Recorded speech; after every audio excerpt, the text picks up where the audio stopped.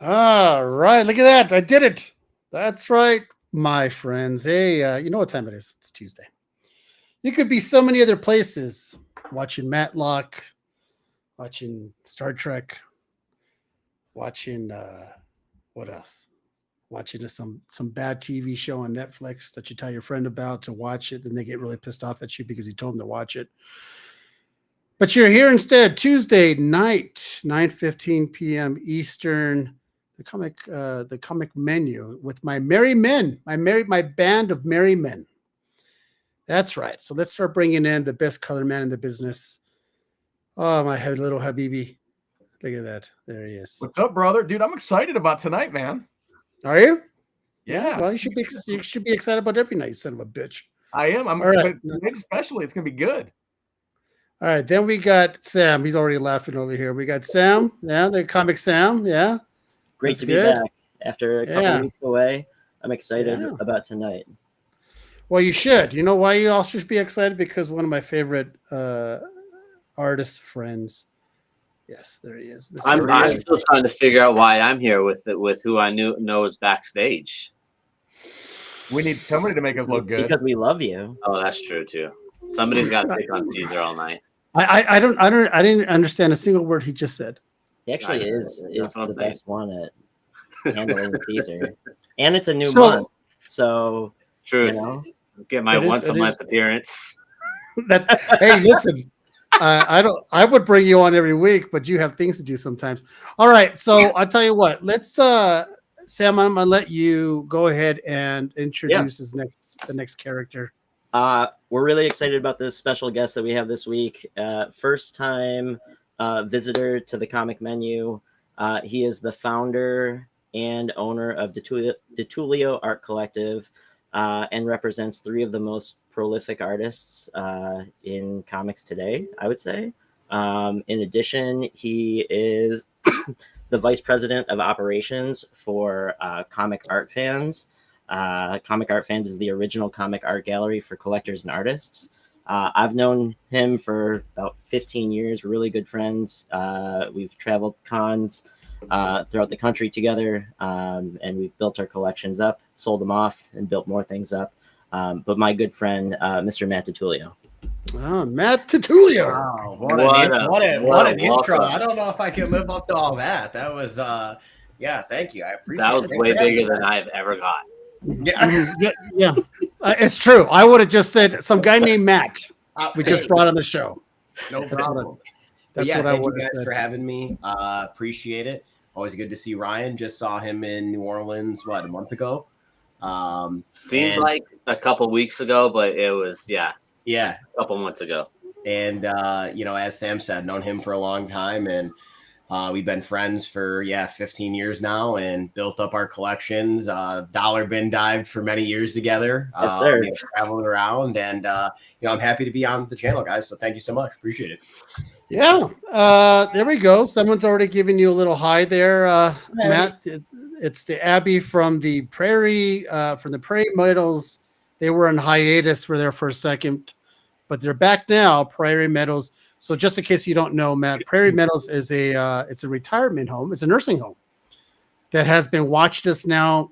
I love it every Tuesday for I can't even tell you now. A long time. That's a long time. So they all gather in the commissary, and we have our friend Abby who's the voice for them. So if you see someone saying like Mr. K, Mrs. S, Mr. H, that's them asking questions, and she types it out for them. Gotcha. How cool. Yeah, Matt. So it's about 80% of them are completely blind, and the majority it's just they don't know anything. They don't know what's going on. They're saved from all of this. This whole time they thought Brad Pitt was hosting the show for about a year. You gotta be to look at some of our faces, right? No, I feel like I didn't do my makeup. I just got a shave and a haircut. Well, at least you have some hair. So this is the thing, everybody. So we're going to talk about some stuff. We're going to talk about what Matt could explain. Sort of. I tell you what, Matt. Why don't we start it off by you, in sort of in a fourth grade level, if you don't mind. Yep. Dumb it down for some of us who are just kind of like, I don't understand. Never read a book. What's this? you know, yeah. That way, this Basically, guy understands what's going on. Well, here's the deal. I mean, I am 35, but I'm 15 at heart and like 4th grade in maturity and like 95 in what my body feels like. So I'm all over the place as far as my age goes. My joints hurt, but I'm like, I've got a Naruto t-shirt on. So, you know, that's where I'm at. But for me, what I do is, as Sam said, I'm the owner and founder of DiTullio Art Collective, which is a comic art representative company, along with an original art selling company.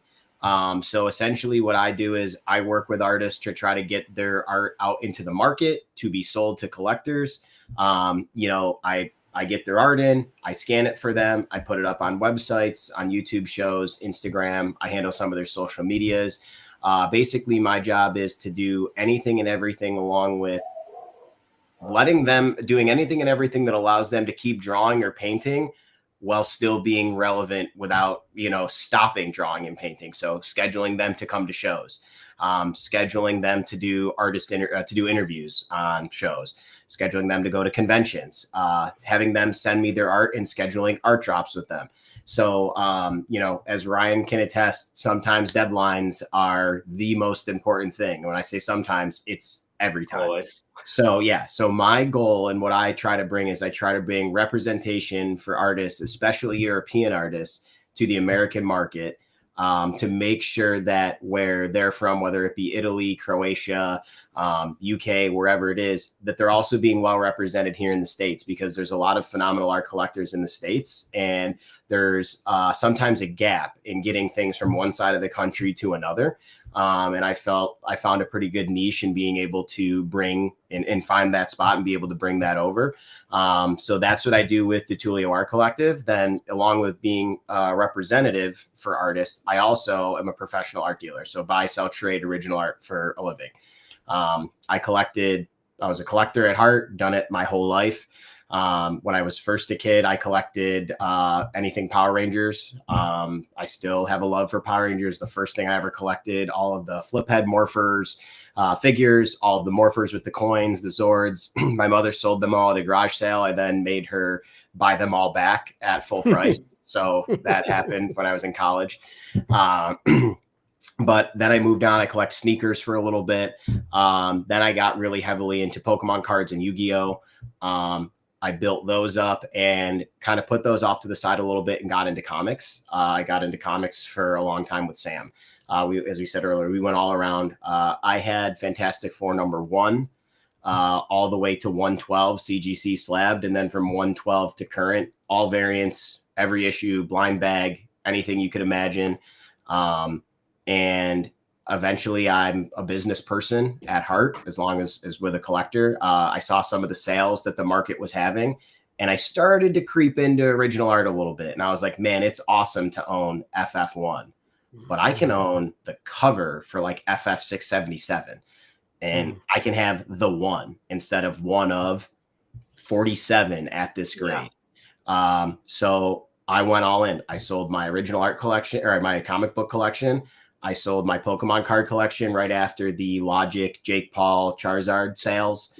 I sold my Yu-Gi-Oh! Sealed starter decks. I bought my house that I live in now, and I invested everything else in my dream to start an original art company. It was 3 years of buying, saving up, putting art away, designing a website. I had a 3-year plan. I made the 3-year plan reality. I'm somewhat still doing it now. But essentially from start to finish, that's how I got here. That's the story, just collecting and buying and selling and trading. And now I've been able to make it into a profession. So let me ask you, how does it feel to live, make money, support your family in what you love to do? It's incredible. I mean, the biggest thing you said is support my family. I'm very lucky to have just got married this year. I have a very supportive wife. Thank you. A very supportive wife, because sometimes like, hey, you know, instead of us going on this trip, I'm going to buy this $15,000 painting, or I want these all up in the house. Is that okay? And when I started dating my wife back then, she just was in. She saw how passionate I was about it. She loved how happy it made me. And, in our house, we don't have, and then there's nothing against her, but in our house, we don't have live, laugh, love and a metal sign in the kitchen. We have a painting of Namor, the Submariner, or Black Bolt, or Spider-Man. And it's just, she's really gotten into it. She's traveled around with me. She's met some of the artists and gotten to know not only their art, but them as a person, and how, much fun it is to go around and see these things. And thank you very much. And it's, that was something that was very important to me. If I was going to do this, I'd be able to support my family and be able to keep doing the things that I want to do, because, quality of life is also very important, as well as having collectibles. So that was the most important thing that you said. It feels amazing to be able to do that. And, sometimes things are tougher than others, but I'm very thankful to be able to do the things that I do and be within this space as a profession. Caesar, let me toss a question out there, because I'm really curious about, you talk about all the history of your collection, how you were a collector at heart, and even now you're still kind of a kid at heart. Mm-hmm. How do you go from being a collector to repping some of these names without being a total fanboy? I mean, how do you maintain I that? Still am. I never lost it. Yeah. How do you maintain that professionalism from a business standpoint? Because oftentimes they say, like, once it becomes a business, it's no longer something that's fun. You know what I mean? How do you balance that? Yeah, right. I'm drawing right now. Everything may be business, but this shit's still fun. No, and you want to know what it is for me? It's very similar. It's that so I'll give you a very quick version of how I got started. Was my tattoo artist is a very close friend of mine. Sam knows him. He works with me a lot during conventions. Shout out to Otis Arterberry. He's also a creator. He creates sculptures, figures. He's an artist as well. I have the Winter Soldier arm as my entire left arm. He designed it from start to finish, and made it happen. I swear to God, I thought you were wearing like a shirt. No, yeah, I mean, it's just my complete arm, and it goes all the way. It goes all around here. It's like the real deal. And he did all that, and we spent a lot of chair time together on this. And I told him he had introduced me to Simone Bianchi's artwork when I was getting my very first tattoo from him. He had Tekken posters, Bruce Lee posters, like Ninja Scroll, Afro Samurai, and then he had this like fold out of this character. Big, burly, crazy hair, 4 claws. I'm like, kind of looks like Wolverine. He's like, that's Romulus. You don't know who Romulus is? I'm like, no. He's like, you've never read X-Men Ghost Box? I was like, no, I haven't. He was like, it's one of my favorite X-Men runs. And he literally pulled out and gave me the hardcover. And he was like, we'd only been friends for I've only been hanging out with him or getting tattoos from him. We haven't really hung out too much. He was like, you're a good guy. You'll bring this back. Take this home and read it. That was it. I was like, I'm in. This guy's stuff is crazy. I love it. So I started reaching around or searching around, trying to buy the art, trying to find something of his, a sketch, anything. And I ended up finding their website. But with them being from Italy, Simone doing a lot of exhibition and shows, it's very hard sometimes to lock in a piece because it could be on display somewhere, could have been sold at a prior show, whatever. So I ended up locking in a piece, and it took me like 6 months, and it wasn't for lack of anything else other than just that's the way it works sometimes. And for about the next year, I talked to Otis anytime we were doing a tattoo or hanging out. I'm like, I could make Simone's art here. Like, I know so many people that would buy it if it was just more accessible here. If just there was a voice to just say, here it is, like just put red lights around it and say, this is where you can get it. And I had talked to Simone because once I got started with anything else, comics, original art collecting, I couldn't stop. I was like, yeah. How do you reach out to him? You just message him? I am, when it comes to this, and this, anytime anybody asks me, what's the reason, how do you think you got here, whatever it is, you got to be relentless. I mean, I am Instagram, eBay, Facebook, CGC boards, any type of notification, it's on loud. And if it's 6 hours in the future in Italy and a listing goes up and it's 6 a.m. here and noon for them, I better get up and I better know what's going on. Like, you have to be relentless. You have to do your research and you have to want it. And I wanted it. So I started collecting. And once I got into, getting my first piece, it came over, opening something from overseas, like having that piece of art, I was hooked. So I started building a pile for when Simone and Gloria came over. Gloria is Simone Bianchi's sister, also art rep for, Italy.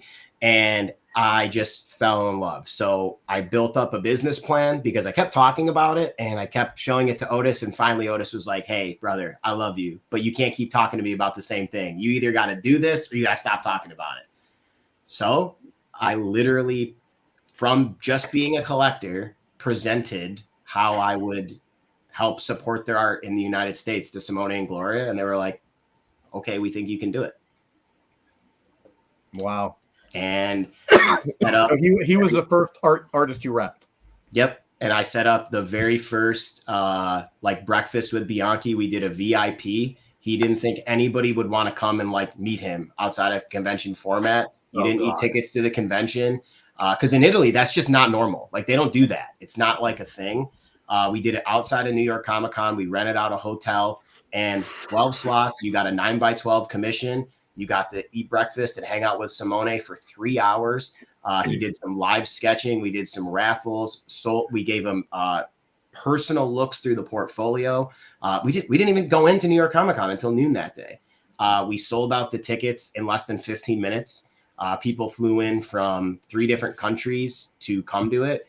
And about halfway through, Simone looked at me and was like, we got something here. And I just said, okay. And that was it. And then I started working with Simone Bianchi and Gloria, being their United States art rep and their art rep for all the trading card art that he was doing with Marvel Masterpiece.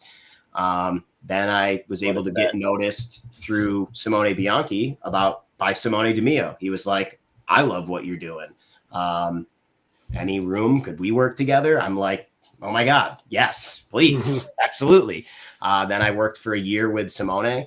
I helped some of the things with him with Batman and Robin, a little bit of the things of the transition that he's now made to Marvel under the Marvel exclusive. I introduced him and Jeff Loeb to talk about the X-Men of Apocalypse project that they're literally comes out tomorrow. And then as of this year, I most recently got Asad Ribic to come over and work with me. And he's very good friends with Simone Bianchi. And he had explained some of the things that I was doing for him and how it was working. And I was able to start working with Asad, who, Ryan and I had just seen each other, as I said, in New Orleans. And back to the fanboy thing, it's very hard for me because I'm very passionate about this. I love it.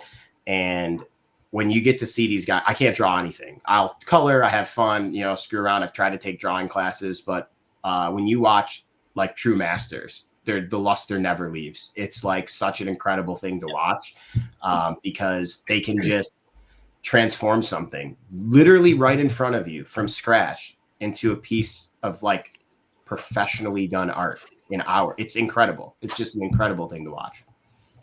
That's awesome. So the answer is I never lost the fanboy thing. I just keep a business face on. And you know what's so funny, Matt? The funniest thing is when you come from a business background, right? The word passion is almost taboo. You get on a conference call, I hear the passion. They're trying to settle you down, right? Yeah. Because you don't want to show emotion. You don't want to show that love or that drive or that commitment to really make a customer happy or to get something done. But in the industry you're in right now, that's what it's about. Passion and the love. And I mean, I hear it in the way you're talking and you're explaining, and it just gets me jazzed up. I'm like, wow, I want Matt to rep me and I can't draw shit. I was cracking up in New Orleans watching Matt and Jeff DeCall go back and forth about trading art between the two, because Jeff is going nuts over Assad's work and Matt's going nuts over Jeff's work. And I was watching both of them. I sat next to Jeff and we were watching each other, and the whole time I'm like, I don't know how you take that and turn that into that. And he looked at me, he goes, I don't know how much detail you're doing with markers right now. Yeah. While you're sitting here. That's the thing. It's everybody has their own specialty, and each artist has a respect or thinks they don't have the ability that the person next to them to be able to do. But the thing is, it's just a different approach. It's just a different medium. And for somebody like Asad, who's literally been drawing or painting since he's been 14, a lot of it is like it's crazy to say, but a lot of it's like muscle memory. It's just like programmed now. But it's what people don't understand is that something that may take him 2 hours would take another painter of maybe even a similar caliber, 1 step down or 2 steps down, 6 hours.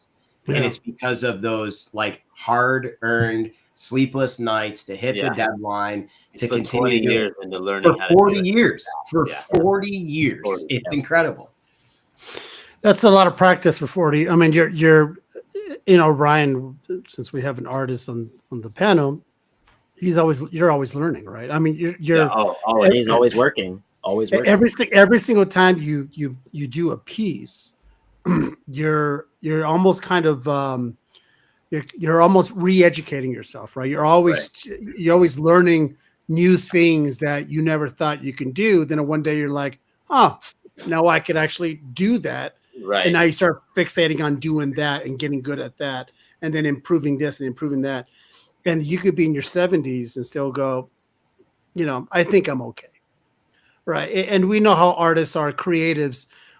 They're never happy with their work because we could always do it better. I do stuff with art and with wood, and I build some shit, and everyone will look at your piece and go, oh my gosh, it's so beautiful. It's great. And you're going, yeah, but if you only knew what you knew what I see. If you knew what I see, if you only knew the things I could have done afterwards, after I saw it and going, God damn it, right? It's never done. So it's almost like in life. We're always learning in life. And the last thing you want to do as you lay on your deathbed and go, I wish I would have done this. I wish I would have changed this. Instead of waiting, just do, and then work on it now while you still have breath in your body. So this is the cool thing about artists. And Matt, because you're surrounded, it's your livelihood. It's what you live, breathe, and eat. It never gets old, right? It's never you don't wake up in the morning and shake your head and go, oh, you gotta go into work, right? It's a whole. There's very many people. There's a lot of people on this panel who are very fortunate to do what they do, and it's not. What is it, right? If you enjoy it, it's not considered work. Correct. Right. Yeah, if you love what you do, you never work a day in your life. Yeah, there you go. And it's weird how sometimes you take a step back and go, and Matt and Ryan and every you guys kind of just look around and going, you know what? You see this fucking fly going nuts. Yeah, I got one. Yeah, you see me like air swatting. It's not. They're just like. Matt, you're blending it in perfectly. You're like, oh, way back in the day, they were. I'm literally thinking about what can I say to make it look like fucking. That's my natural reaction is like wham, and everyone's like, what's wrong with this dude? Ryan just knocks off his camera, but he gets to fly. It's fine. I saw all this art everywhere, and I was just like, "This art's amazing." Yeah, no. I thought he drew that fly actually. Going back and forth. You said something powerful, and Bianchi has a quote that I always use. He says, "You need to be okay with being bad."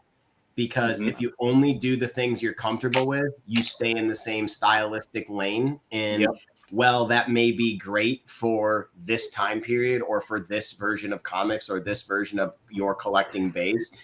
Eventually there will be a new style that comes out, or there'll be a new technique. And if you just stay exactly where you are, that doesn't mean that you didn't get to a very high level.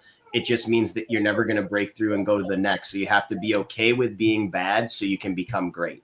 So don't shy away from trying something that you might not be the best at, because you're going to hold yourself to the level that it took you years to get to with whatever other technique you're doing. You have to be okay with being bad to work to get great. It's true. Imagine if every piece that you do is perfect. Your lust for what you do would just dwindle because it's not fun anymore. It's not challenging. It's not special. You are now the norm within your own world, right? Yeah. And it's weird. And I always, art and life imitate themselves. I have And a saying real quick. All collecting roads lead to art. it's true. It's just, I don't know any other way. Like, you're right. It parallels with life. It has a lot of the same things, but like, to me, the end goal of collecting, and I've collected a lot of things. I don't know why it's worked out this way, but I've had many conversations with people. Like, once you hold something that there's nothing else of, you have the one. And it means so much to you because of the book that it came from, the story, to track it down, the interaction with the artist that you had when you got it, whatever it is, that it becomes so much more than just the piece of paper or the board or the frame. And like, there's a that story would be behind so it. much harder to pry out of your collection than some of the other things you've collected, because maybe you feel like you've had that experience and it's been great on the experience end, but you get a card that's one of 99. So the collector in us all ticks that like, well, there's 99 more of those out there.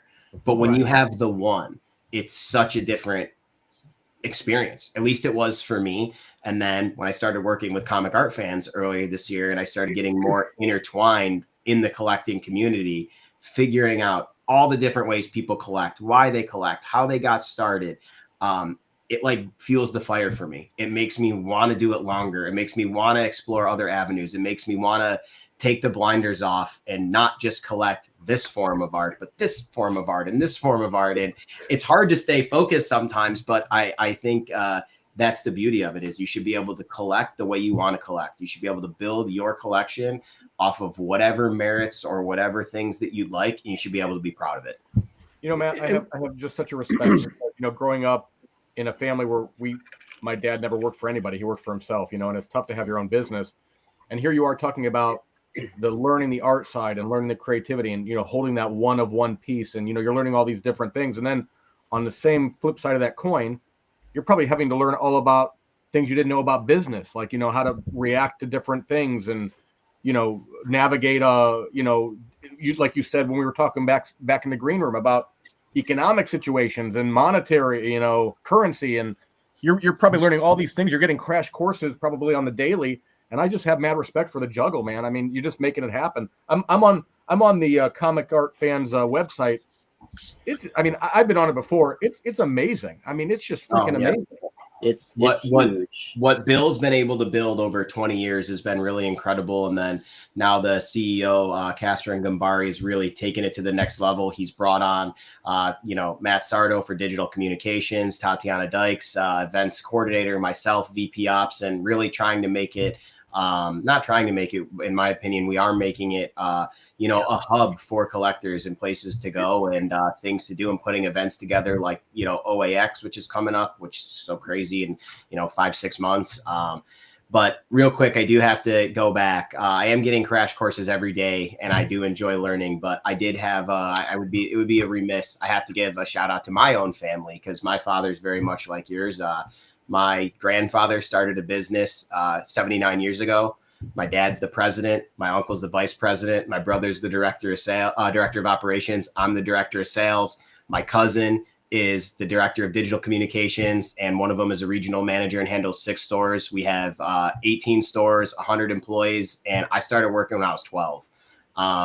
So when I say you have to be relentless, I didn't get to learn any other way. So that's just how I knew it, and I'm sure it's very similar to you don't get that education in school, do you? That crash course. I didn't have like when I turned 13, everybody else got a summer. I got to go to play basketball after work was done. Or you know, Sebastian Maniscalco does a bit about that. He's like, I was sitting down watching cartoons. My dad hit me on the head and goes, "Hey, go get a job." You know? Yeah, like so. You know, for me, it was we own a beauty supply distributorship, and I'm very proud of that. It's been in my family almost 8 decades, which is pretty incredible in today's world. Next year will be our 80th anniversary, and so I actually work 3 jobs. So I have A&A, I have DiTullio Art Collective, and then I work for Comic Art Fans. I am working at, you know, making sure everybody gets exactly what they need. But I'm worked for a very long time at A&A. I've worked there full time for 15 years. So with my cousins coming on who are younger, just coming out of college, they're sponges and ready to learn. And they're taking a lot of my responsibilities because, to be frank, they're faster, smarter, they understand more. And, Your turn. Don't tell them that, though. Don't tell them that. Listen, I tell them that, but I say, hey, listen, it's the same thing. I'll never get mad at you for making a mistake unless you make the same one 3 times. Then we have a problem. That's right. So it's like anything else in life. But yeah, I get the business aspect really helped me like be able to get where I am because of the focus you have to sticking to a plan, understanding, economic things, inventory, how to build. How to not get too far under yourself, because also I tell this to everybody all the time, when you get started in collecting, it's very hard to say that pieces aren't for you. Not every piece can be for you. And you have to understand where to draw that line and make sure that you're always able to take care of your bills, your family, all the things. But for me, it was the business background first, and then immersing myself and traveling around with Sam into comics. And then, for me, Frank Frazetta is one of my heroes. So I really immersed myself in fantasy art, in technique, in being able to take something and display an entire story in one image. And once I got into that, and then I was able to find, comic art mixed with fine art and start finding some of these painters and some of these artists, it just was, there was no way I could turn around. It's just that was it. I got sucked in. It's interesting how art's been around. There's a reason why art has been around for. You look at the petroglyphs and you see these drawings of. Congrats on that really big word, buddy. Petroglyph. You don't know it's on my third screen. I'm actually typing petroglyph to see what it is. You're hold on. You said that wrong. What is a petroglyph? Yeah, exactly. Okay, you sons of bitches. Listen. So anyway, it's just old drawings on rocks from the days of yore, right? And I live in New Mexico, so there's a lot of Native American drawings, and it's art. They see it as 100%. Them. Yeah, they're describing to others what they saw on the plane, which is like this deer. They draw a deer and they draw the sun, and they're telling what you just said, Matt. They're telling a story. Yep. In two images to somebody else to go, I get it. I understand what you're trying to show me. That's how old and how long this is going on with the artists of today. Perfecting that, so you could look at a piece and understand everything that's going on. And the beauty about art is you interpret what that is, however your imagination wants to go. Right? Dan could look at that and go, "Oh, that's the guy who's it looks like he's attacking this and this and that," and then someone else could go, it looks like to me he's defending that something, right? All perception. And somebody else, all perception. Somebody else comes in and says, right? It's completely subjective. What you look, and I'm pretty sure, Matt, you have seen YouTube, Ryan. You guys have come across lots of art. Deep down inside, you're going, that is absolutely atrocious. I would never buy that. And the guy next to you is going, that's the most beautiful thing I've ever fucking seen. Right. It's and you're like, that and you literal, them like, that literal thing happens in front of me when I'm behind the table at conventions. I see somebody walk up and ask me for a price on something, and I say, it's this much money. They go, I would never pay that for that. I just say, oh, I'm sorry. Piece isn't for you. It's no problem. 30 minutes later, a guy walks up. How much is really? Yeah. Do you accept the payment plan, or I'll take it? It's stunning. Yeah. It's so crazy. Art is subjective, man. But that's something that I try and teach my kids, because that stuff is subjective. Yep. I see the posts and stuff all the time, and I have to tell my little one to shut the hell up, not in such words, but their instant reaction is like, for real, like, that's awful. And I'm like, dude, repeat after me. It's not for me. Exactly. Yep. Because I'm like, somebody out there likes it. Love that. Ryan, you know what's funny about that? You know what's funny about that? People will go and they'll go and they'll drop 70, 80, 100K on a depreciating asset and not blink about it. Yep. Oh yeah. Oh, They won't, without a they doubt. won't buy $5,000 or $10,000 of art that they'll put up, maybe even less, I don't know, and they'll put it on a wall, and every morning they'll look at it and in awe, and it'll just bring them you joy. joy. Yep. Yeah. Oh, yeah, I'm right there with Matt, man. I've had people like, why is this $2,000? I'm like, well, because it's one of a kind. It's Ninja Turtles #1. It's, you know, it's hand drawn. It took a week to do, but why is it $2,000? Well, because it's not for you. Yeah, I literally say it. I say, I'm so sorry that piece isn't for you. And then they'll, Yeah. you know, there's some guys that I know that do that, or I shouldn't say guys, it's collectors that come up and do that because that's their tactic to immediately try to, you know, negotiate with you or whatever it is. Right. But there's also some people that come up that are just genuinely like unaware. And they just are looking through, or I have people a lot of times say, Yeah. how much for these prints? I said, none of this is a print. And they like, what do you mean? I said, none of this is printed. These are all original creations. Oh my God, how much for this? $5,000. I can't believe you would charge that much money for it. It's like, it goes into like the thing where like a contractor's building a deck. I'm like, you don't understand how many hours of their life they put in to make this thing. You don't understand how many hours of their life they put in to get to the level to be able to create this thing. You don't understand the blood, sweat, and tears to make the deadline. And then after a while, when I see their face go glass, I'm like, now I know that you don't understand and you don't care. You don't get I'm it. like, all right, no problem. It's not, Yeah. it's not for Well, you. That's Matt, all. like, so being a rep, but then also being VP of operations. So you're seeing so many different collectors, but you're seeing collectors enter the market or be astonished when they try to enter the market. I think fine art and just comic art in general, there's a stigma about it that it's a huge barrier to entry. So tell me like a little bit of your perspective about where the comic art market is and how does someone start? And is it easy to get into? Man, so first off, great question. I actually think number one, I would say this is that I think we're on the beginning of the cusp. Like we're at the start in the next, I would say 50 years of comic art will be accepted as fine art. Yeah. Yep. I think it's starting to happen now. You're starting to see, because at one time people didn't, when Frazetta was painting, they didn't think his paintings were millions of dollars. Yep. Like they just didn't. Now, I don't know if anyone's tracking Conan. It's like insane. It's going Conan was up at Heritage Auction. Last time I checked, it was at like 7.7 million. Yeah, it's crazy. And Okay. the Egyptian woman, Yeah, the Egyptian queen sold for like 10 plus Egyptian million. queen was So, crazy. I mean, she was incredible. But back then, the appreciation wasn't there. So it takes time for things to get like that. And it takes you economic cycles for people to understand and for things to go up. And obviously, the value of the dollar changes. So you have all those things going in. But I think we are on the cusp of that. And we are so lucky to have the artists that we have in the space right now doing comic book work, because there are, especially the painters, they could be painting landscapes. They could be painting commissions for murals on walls. And we don't get that. Like a guy behind me that this Teenage Mutant Ninja Turtles Power Rangers, like EM Gist, like Eric is an incredible painter. Yeah. He is an incredible, and somebody I don't even rep. I love his stuff. Yeah. He is Right on, incredible. Mr. G. Right on. He is just astonishing. And I know that he's been contacted to do other things. And he's like, but this is what I love to do. And we're so lucky to have the guys that we have now.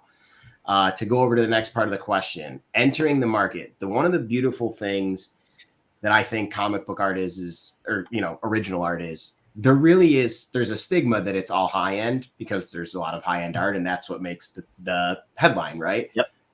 But there really is art for everybody. There's art from, honestly, when you go to a convention, $50 to probably $50,000 on a regular basis. Yeah. It's about doing your research. It's about understanding the market, and it's about understanding where you fit in and then going from there. So how I started, because I was a comic book collector, I started with blank comic books.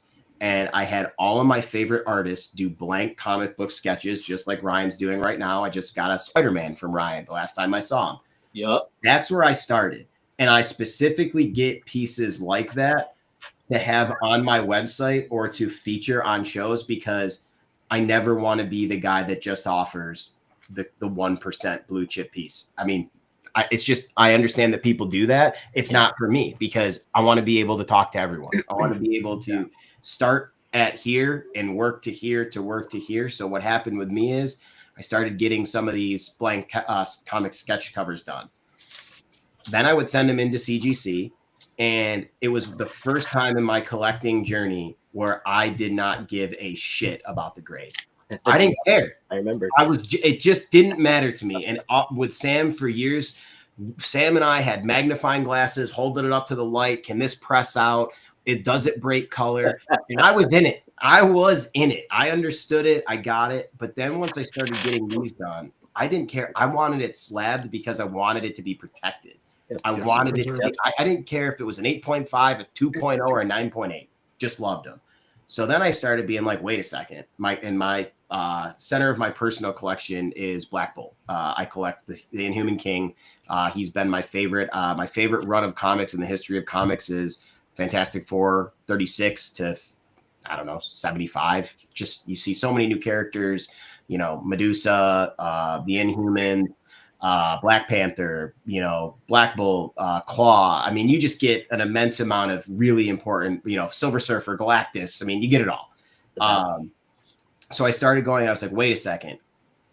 I see these guys working on these 11 by 17 boards. So like, how do I start getting new? So I went from a small 8.5 by 11 commission collector, then up to 11 by 17 commissions. And I'll never forget, I got my first published cover from Tyler Kirkham. Never forget it. It was an Inhumans Illuminati cover. Nice. And after that, I got it. I was like, wow, like, okay. And then I started realizing that the price tier that I was at was like, oh, like this original art thing goes to the moon. I have to understand where I'm going to fit in and how I'm going to save my money to get to the next one. And I decided with my own collecting that I wasn't going to just keep going for volume. In the same tier, I was going to save up to go up a tier. Like I wanted to keep going up to the higher levels, and the stigma that you have to start is not the right mindset. No. You can go on Anthony's comic book art. He has some of the most wild inventory of any dealer you'll see. He has stuff from $25 to $250,000. I mean, Remarks, what a great way to start on original art. It's an incredible thing. They've become so much more popular in the last 5 years, I would say. Matt, guess the artist. I can't see. I don't know. Who is it? Are you asking who the remark is or who did the remark?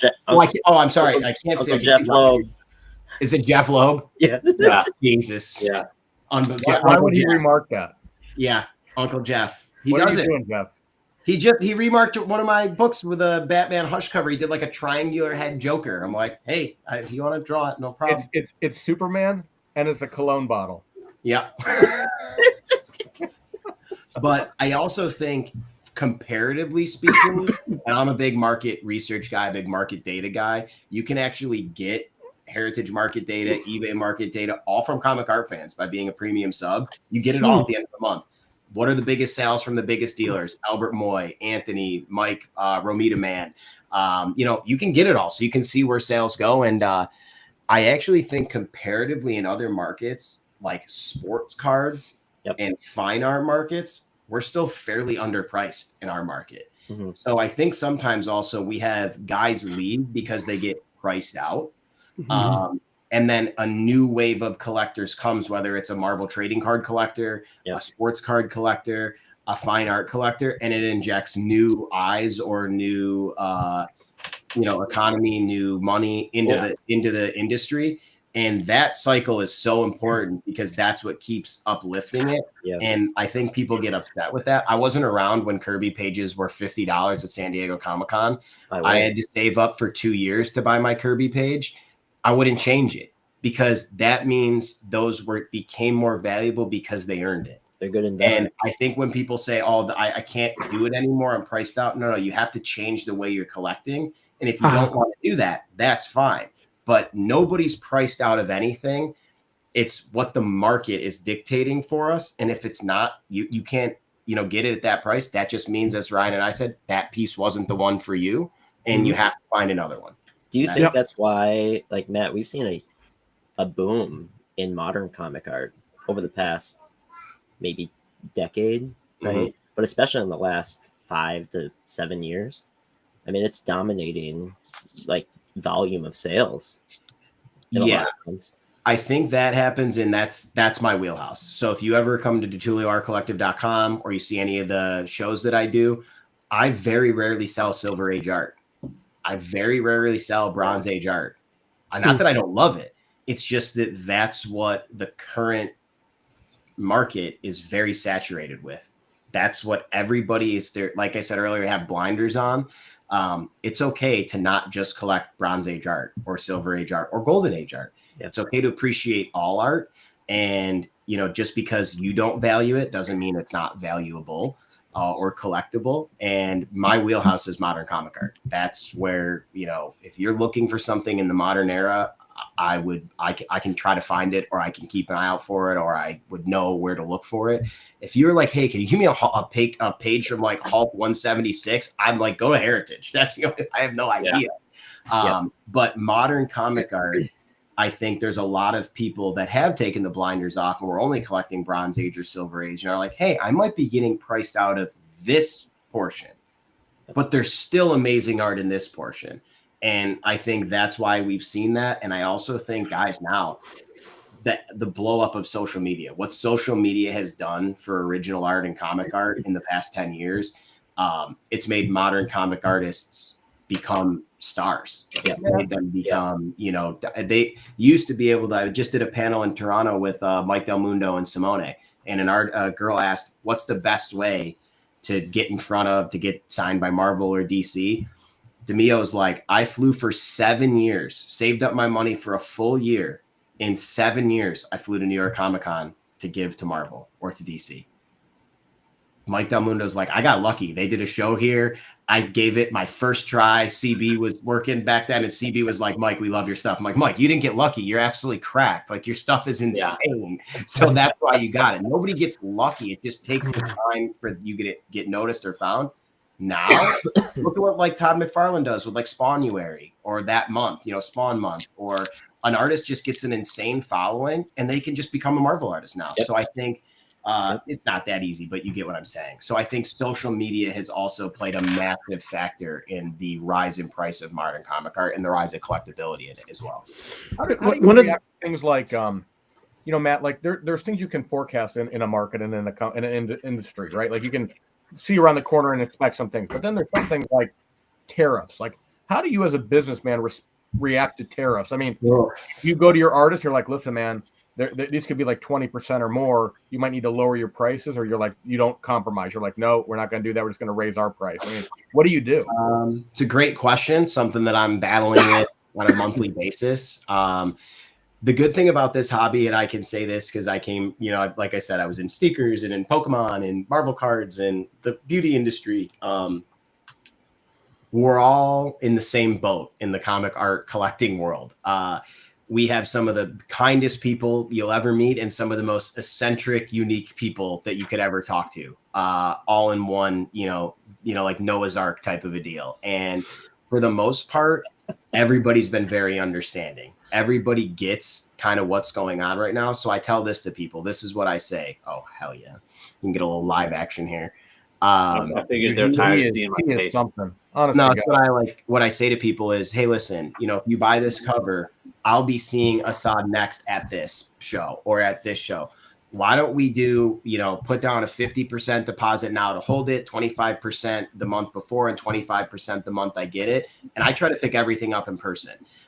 For both of the Simones, I fly to Italy 3 times a year. I pick everything up and it stays on my back. It doesn't go in a suitcase. It doesn't go anywhere else. It stays on my back. It doesn't go under the plane. It doesn't go out of my sight. The art stays on my back. When I go to a show, I bring all my artist work and my own collection to sell.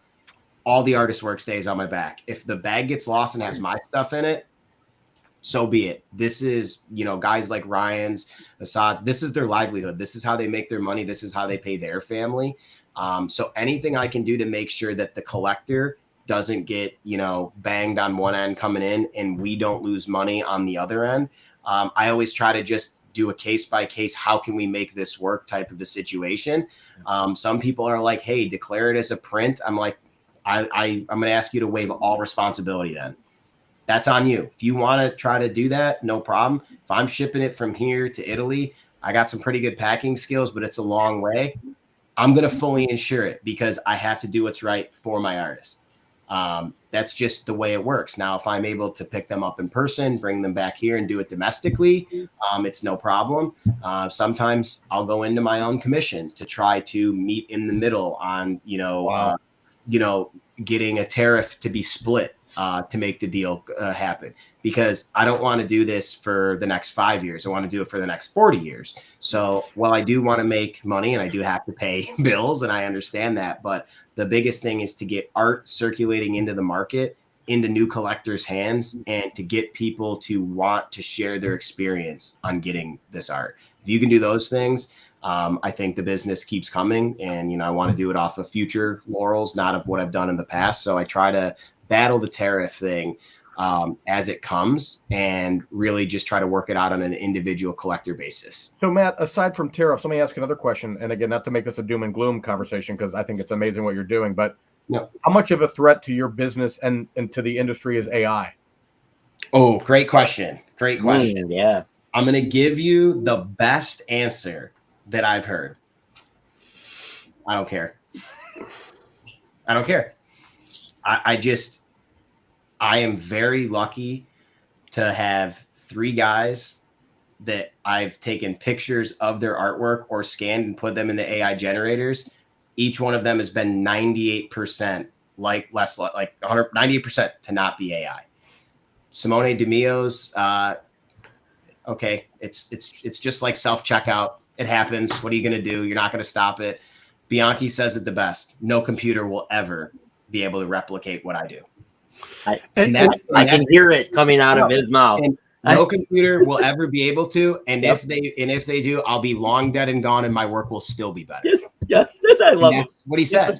He's the best. I don't want to say that I don't. Not that I don't care about it, because you have to be aware. Yeah. But for what it does for one of one original artwork, I think what AI could do and what it will do in some other areas, medicine, it's a double-edged sword. It has a lot of amazing capabilities. What I do think one thing that AI could spur on is the resurgence of traditional art. Correct. Because I think there will be an inverse effect where if you are only drawing digital, like what Ryan's doing on the screen right now, I can show you people that come up to me and say at a show, will you do a portfolio review and look over my stuff? Whether they ask Assad, me, Simone, and they hand me an iPad. Yeah, it drives me nuts. Nope. I said, okay, where's your traditional work? Well, there's like 1 or 2 scans. Well, so you've showed me 20 pieces and 18 of them are digital. My biggest advice to you would be to reverse it. Yep. Do 18 out of 20 pieces traditional and then go to digital. Because what happens now is a lot of people, digital has its place. It's great for speed. It's great for making deadlines. But what you can't do, in my opinion, is you can't build it. You can't build your building blocks off of digital. Unless you're traditional. No, but Stanley is different. Stanley started traditional, and I've talked to him about traditional. Great.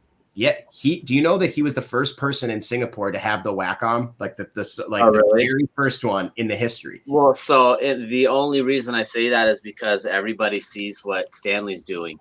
Well, true. And they want to go that route, but they don't realize Stanley can do all of this by hand. That's what I was about to say. For the lay person, when they say Stanley, that's art germ, everybody. Art germ, Stanley Lau. And what the thing about Stanley is that, yes, his covers are digital, but give him a pen and a Copic and ask him to draw any character in front of you.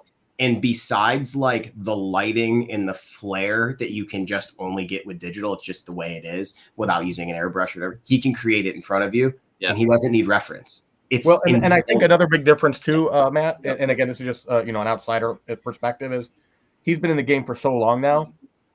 I'd be happy with any one of his mistakes. I mean, let alone the finished thing. Matt, maybe talk about process art and another thing with Stanley is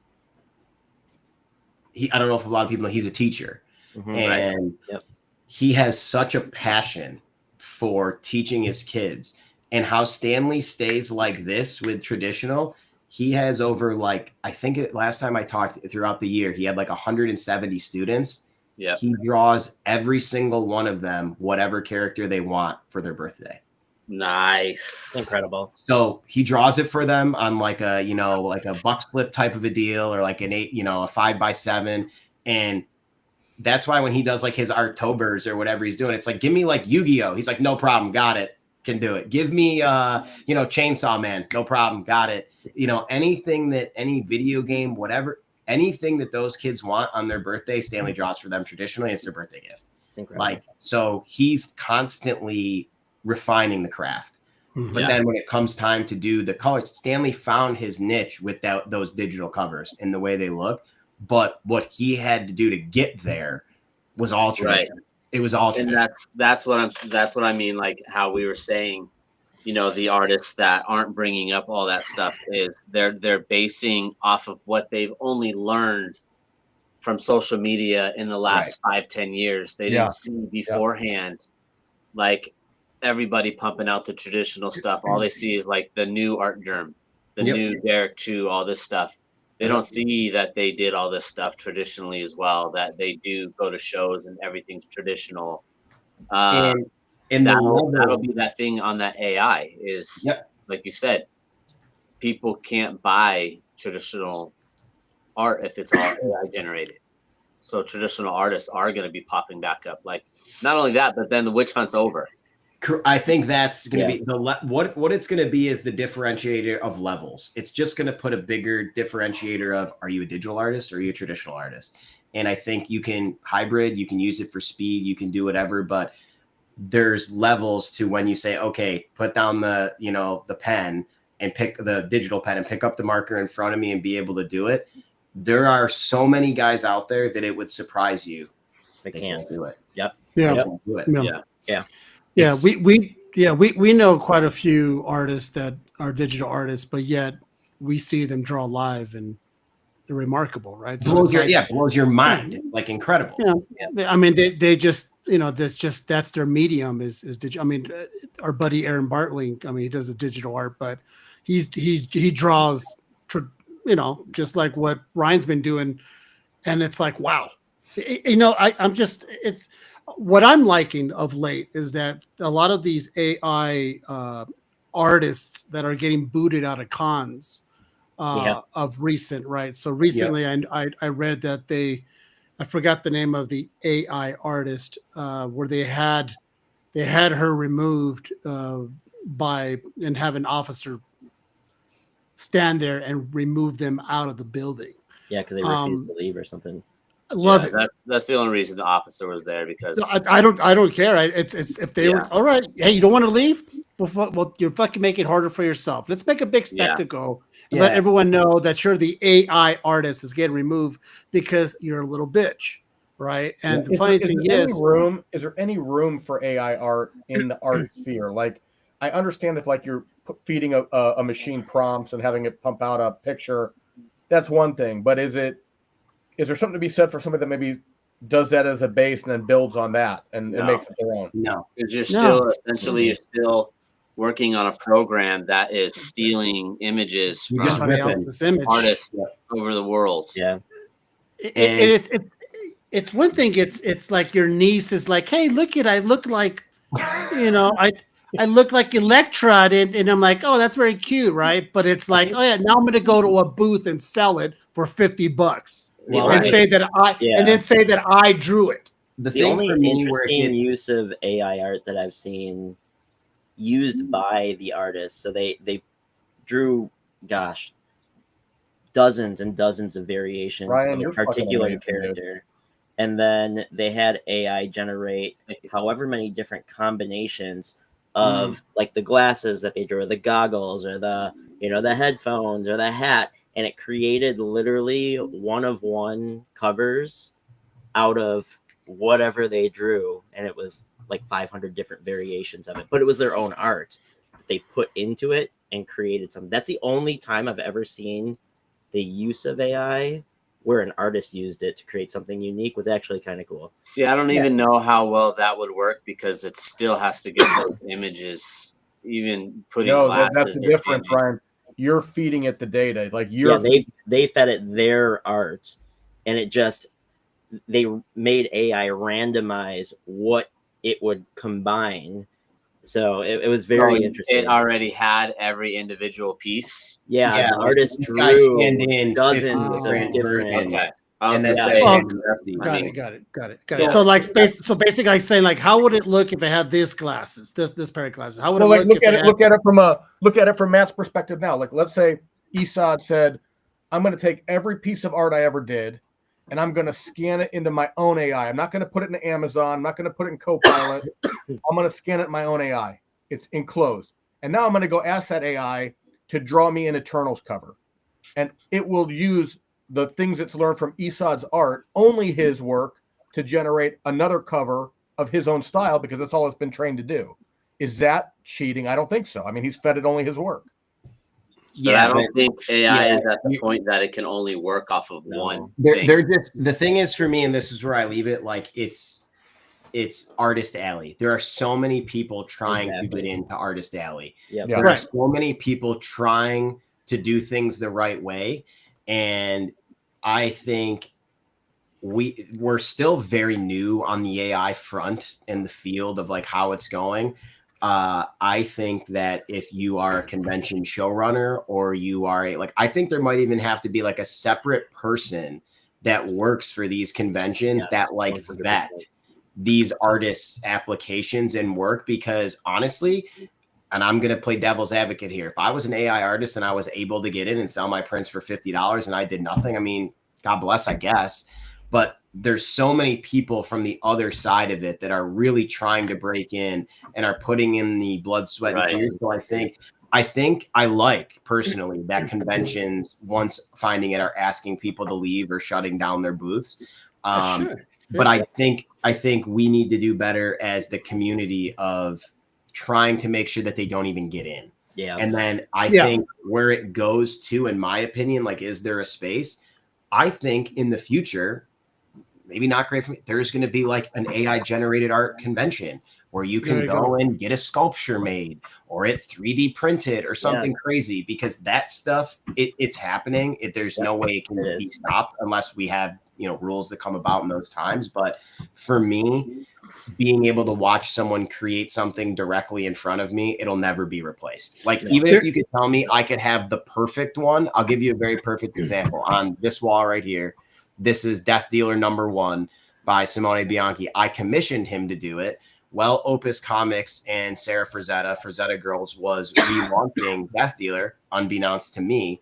He posted a work in progress. They reached out to him and were like, we want this to be the cover for #1. Yep. Ended up working out. My commission became a cover. Simone was just here. He's been here 3 or 4 times from Italy since this cover has dropped. Each time he's here, he looks at this and goes, I really want to repaint the horse's teeth. Of course, this goes back. This goes back to what we talked about, right? No, and I'm like, but Simone, here's the thing: you're never done with it, but I love it. And published cover, it's perfect to me. He's like, but it's not to me. Yeah, and like that's where it gets to me. Like, should I say no? You can't have it back. You did this, and it's already published, and not let him change it because that's what I did. Or should I be like, I don't give a shit that this is the way it looked when it's published. Fix the teeth and make it look the best way that you want it to do. People, there's, when Jim Lee rebought a page back, I don't know if you guys heard that story. Redid it.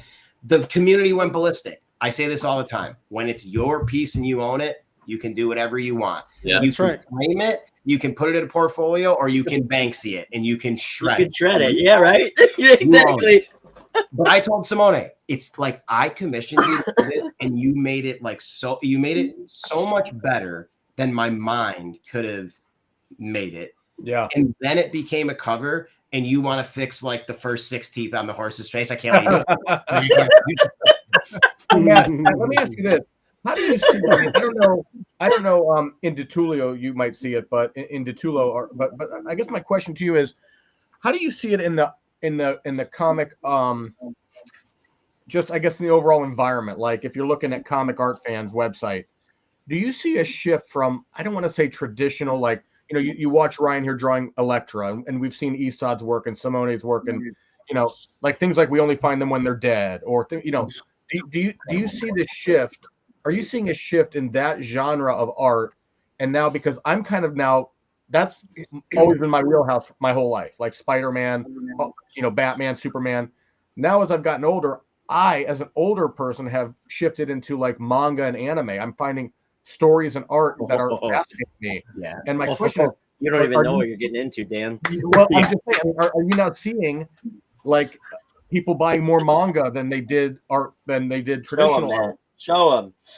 All right, so I took the blinders off a couple, like, I don't know, maybe almost a year ago, and I got completely into exactly what you're talking about because I think it's my new passion. It's something that I love. I love comic book art. Zoom them in, Caesar. Zoom them in. Absolutely, I think there is a shift changed into not only just like if you liked Spider-Man, but now it's not just Spider-Man comic pages or comic covers. It's trading card art, Marvel Snap cards, digital posters, whatever it might be. For me, my big thing has been anime and manga, like collecting original art that has to do with making the things that I love. So like for this one, I love Dragon Ball Z. It's one of my favorite anime of all time. It's just it's what got me into it because it's what I like grew up on. But this is like the original drawing from episode 129. It's called a Doga. And it's the title of the episode is Upgrade to Super Saiyan. And it's when Vegeta turns Super Saiyan for the very first time. So I have the only drawing of the very first time Vegeta turned Super Saiyan in the world. Like I have it. This is it. So if you want to know or to see like the episode, you go to episode 129. I think it's like 6 minutes and 42 seconds in, and you can stop it. And this is the frame. Now I don't have the cell. I don't have the painted cell, but I have the drawing that it's the Doga drawing, and then there's a cell that goes over top. And it's something that for me, I just got wildly infatuated with the process, how it works. I'm buying original storyboards that or like stories that were given to the animators that were copies, but were only handed out inside of the studio. And then they have hand-drawn notes on where to put the characters and what to do and how to do it. I have some from Baki the Grappler. I have some from Attack on Titan. I have some from Demon Slayer. Because I would love to get art from like Spy Family or Solo Leveling or Blue Box or Solo Leveling was all digital though, unfortunately. Yeah. Yeah. Hey Matt, do me a favor. Once you come talk to me, once you get the sale, you low life. Come on. I mean, you got a drawing, big deal. Get the sale, then come on the show and show it off. All right. Get out of here. Okay. I got some. Ryan, you are just amazing, brother. I mean, I've seen this now when you do it on your whatnots, but you are something else, dude. I just like to draw stuff, man. All right. If I'm not drawing, I feel like I'm wasting time. So, Caesar knows pretty much every time I'm on, I'm drawing. Yep. Yeah. I love that. Yeah. He's been doing this for years now on my show. It's exactly like Caesar. Every time Caesar's on, he's reading. Yeah. I mean, all right. Here's mine's real. Probably the coolest cell that I own. This is right before the Final Atonement. This is Majin Vegeta versus Nice. Majin Buu. Dude, that is crazy. It is that kind of art? Can you buy this art on Comic Art Fans too? Is it there? Wow, look at that. It's incredible. And it is a master cell, which means it also has a hand-painted background. The background, yeah. Very cool. Dude, it does have this, which is called Vinegar Syndrome. It's just from the years of this paper going through to the background. Yeah, but yeah, it's like I have another one of this one doesn't have a background because it was just a print and I took it off. But this is very rare. You didn't get to see Goku in the Saiyan armor, Super Saiyan. So this was when they were in the hyperbolic time chamber, fighting to fight Majin Buu. And then I also have a Gohan from the same set, and it's signed by the voice actor who played Gohan. So training before. So getting into anime and manga art is something that I have put a really big focus on my own personal collection. That's what's next for us, Dan. The past year. Yeah, I need to get some Spy Family original art. How do I get the hookup on that? I could do some research for you. I could look. It's, that's the thing is you gotta just shake all the trees you can. You gotta, look around. I mean, I have some stuff here. Like, what about this one? It's pretty incredible. This is a master background from the original X-Men. Jeez, man. Full figure Wolverine with a hand painted background. I even know what episode that is. That's cool. Yeah, this is when they're down with the Morlocks in the Morlocks. I Yep. love that. The Mutant Massacre. I mean, so I've really tried to go down, and if you like that one, this one is not a master background, but the cell itself was too good to pass up. I mean, look at this. Do you have an actual brick and mortar gallery? Is that in the timeline? I think Sam, I've reached out. I have no idea why. Like, why wouldn't it be absolutely incredible to have like a gallery at Albright Knox? Albright Knox, a special comic art. Yeah, I think we could do it. I think I would do like a gallery showing. Simone Bianchi's also talked to me about doing like a DiTullio collection show in Italy with all my pieces. So I think gallery shows are definitely in the works, but they're a massive, cumbersome thing to do with shipping and all that type of stuff. This one's incredible. You have Rogue versus Dark Phoenix. Oh, dude, you're going hard into the cells now. Look at you. And then Ryan, did you ever happen to watch, or anybody here ever happen to watch Vampire Hunter D? Oh yeah. Yeah. Oh, dude, this is mind blowing right here. Vampire Hunter D is hands down one of my favorite animes. Vampire Hunter D and Yu Yu Hakusho are two of my favorites, and this one is the master cell I have when D gets sun poisoning. And the shadow is fully painted. This is fully painted, and then the master background. It's literally like a watercolor fine art painting. It's just incredible. That's unbelievable. And I set an alarm on my phone once a month to take this out and let it air so it'll never get vinegar syndrome. So you also have to sometimes be patient and understanding of like what you're handling, that like this is the one. Yeah. Like, you have to take care of these things. Yeah. So putting them up in a frame or doing that, it's all good. But like you just have to do your research on however you're going to, whatever you buy, how you're going to preserve it. Yeah, how often you have to take care of it. Stuff, it's history. It's really cool. Cells like that, Matt, could you frame them and then just have the different layers with spacers? Yep. Just have it. That's one of the better ways to do it is you just do a small spacer so it's not directly on top. I have, this is called a pan cell. I don't have a background for it. I'm looking for one, but this is Yoko Kurama from Yu Yu Hakusho. The spirit block. Yeah, it's huge.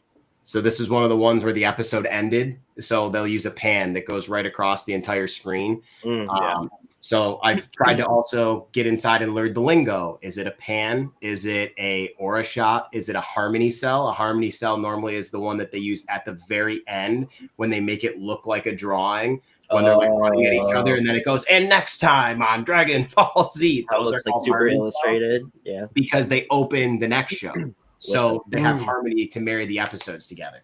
So, like even this one, you can see it's a true harmony cell by the writing here. It says A1 end. That's awesome. So you'll see a lot of the notes on them and things like that. So, Matt, you had a show where you broke all that down with a fellow collector, right? Yeah. So I have my own show on the CAF Plus YouTube channel. It's called Collector's Cash. And, I basically just bring on other collectors or people that I find very interesting, what they have, what they do. And a close friend of mine named Brandon, he is like been a mentor to me in this space. And we went through like what to look for, how to find them, how to take care of them, how to get in. And it's been really cool, the response, because as I said earlier, I'm starting to see some collectors taking the blinders off and being like, oh, wow, this is available to buy, or I can get this. And it's not for everyone. That's completely fine. But to be able to have, okay, now we're talking, Ryan. Oh, there you go. Yeah. Little Victor for sure. But, it's very cool. I always say this, even if you don't want to buy, just doing research and experience. There's so many amazing things out there inside of this community, whether it's comics, original art, trading cards, collectibles, all within the things that we love. And to be able to, look inside of things like original manga art or original cells or dogas or drawings. I mean, it pan posters where, you know, it was a poster that went out, was all through shops, that was all out there. I mean, there's all different types of things that you can find, and they're really cool. They're super fun for me, and it just keeps me, like I said earlier, it lights the fire to find something new and want to keep collecting and you know, finding new unique things to add to the collection. Yeah, I was about that recently. Jumping on top of Dan's foray, you know, is getting into that kind of art. Jumping on Dan's the manga thing taking over. I think that's going both ways on the fact that, you know, normally my kids watch the anime and all that stuff. And most of the time I'm like, I don't know what that is. I don't know. I know Dragon Ball Z. I know Sailor Moon. I know stuff when I was a teenager. I don't know much else outside of that. But that's all changed now. It's so big to the point where, I mean, I did a cover for TMNT Naruto. Yeah. Oh yeah. You know, and I've because of my kids, I know certain things, and I've met, like, I'm friends with, you know, Sean Schemmel, who is Goku. Yep. And he wants to work on some stuff. And I've met all these other voice actors, and I'm like, I don't really know much about the characters per se. And then they're like, oh, I was on, you know, what's the one that's movies coming out, Jujutsu Kaisen. Yep. Is that how you say it? Yeah, Jujutsu Kaisen. Yep, you nailed it. So I met one of the voice actors from that, and he's like, Ryan, could you draw my character? And I was like, yeah. So I drew it one day at a con. He's like, dude, let's do some stuff. Yeah. Like, You know the funny thing about it? The really interesting thing is comics. I wouldn't even say comics, because I think comics have infiltrated the mainstream. I mean, they've been the basis of movies here, but if they were cartoons, like, they don't get the straight cred. They get it, but they don't get it like they would if it's live action. But the funny thing is about anime. The funny thing is about anime is some of these stories, like we said, Solo Leveling or Free Ren or Violet Evergarden or stuff like this, right? If they were live action, they'd be blockbusters. I mean, they'd be blockbusters, right? But the fact that they're cartoons, it's almost like taboo. Like, people are like, what? I had my wife watch something with me. She has no interest in comics, cartoons, nothing. But I had watched something, and I said, if you don't watch this with me, I got to talk about this with somebody. I can't get it out of my head. So you got to watch this. And she did. She goes, oh, that was really good. I said, see, if these were actual Hollywood actors, you wouldn't get blinked about it. But that's changing. But the future is in these properties. Like, you go to a con, and half the con is figures and mystery boxes of these characters. And the voice actors of these characters. And the voice actors of these characters. And, you know, I talk to employees of mine who are 20-somethings, and they're watching every single new anime that drops on Crunchyroll and Netflix, and they're telling me about them. And I go, oh, you've watched this already? That's incredible. Like, people that I never would have thought. Like, I haven't watched it yet. I haven't seen it yet. I told my kids I was going to watch certain things. My son's all excited because I told him I'd watch Jujutsu Kaisen, so I can relate to the characters a little more. I've connected with all these voice actors that I do all these shows with. Matt, you saw me in New Orleans, man. Yeah. Like, I was hustling between my table and the voice actors' tables, doing drawings of their characters, putting them online, flipping them together, handing them money, doing this, doing that. But look at K-pop Demon Hunter. I mean, Jesus. That is the most streamed movie on Netflix ever. And it's not even as good as some of the other stuff that's been out. I mean, the thing is so good. It's so good. This is the thing. It's so good. My kids are hooked.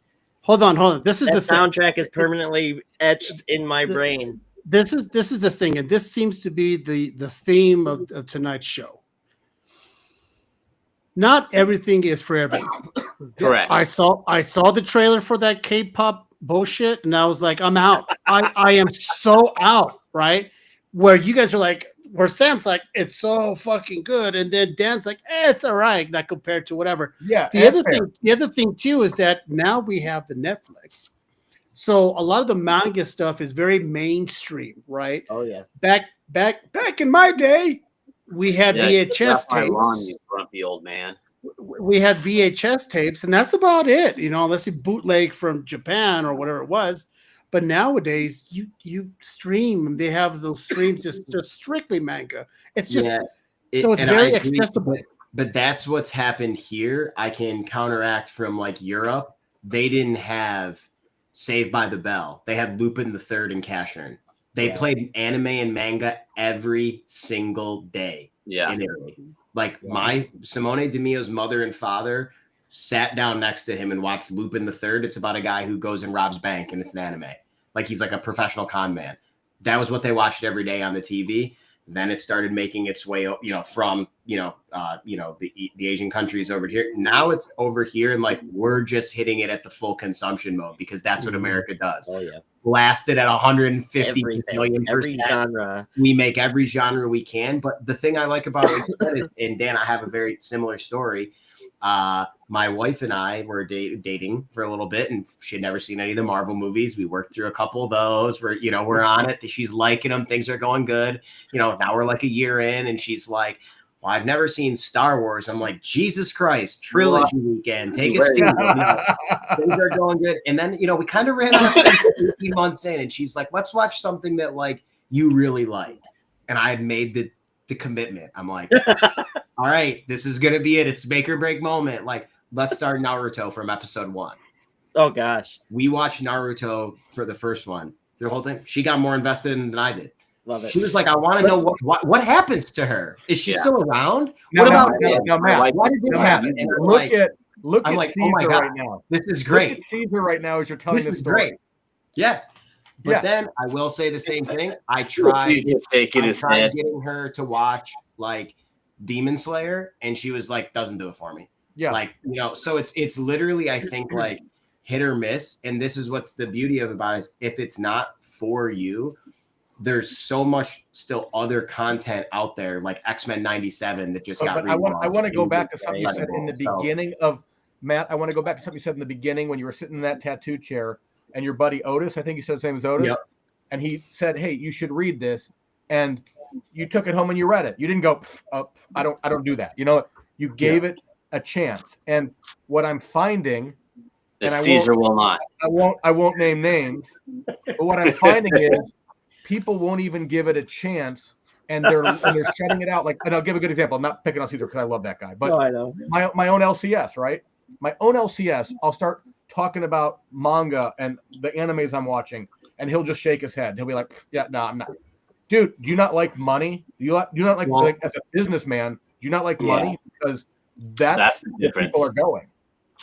And there's like, I will say though, like I would consider Caesar, like I don't know him very well, but like we do need the stalwarts though. We do need the people that are like, I love this because don't tell him that.